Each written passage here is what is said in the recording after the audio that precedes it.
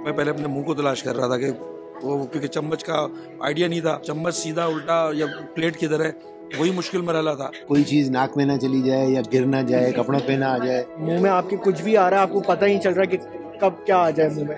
सबसे बड़ी बात मुश्किल ये थी कि मुझे डर था कि मैं मिर्च ना खा लूं कोई।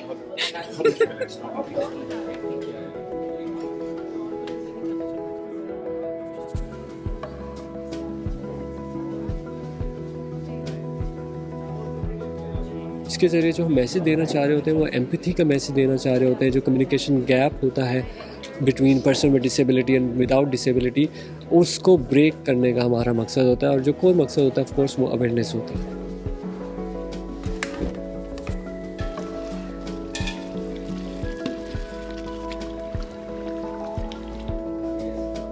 कुकिंग बेसिकली मेरा पैशन था और कुकिंग ब्लाइंडनेस से पहले भी मैं कुकिंग करती थी। जब ब्लाइंड हुई थी तो मुझे अपना ये ख्वाब अचीव करना था कि बीइंग अ ब्लाइंड भी मैं अपने पैशन को पूरा कर सकूं।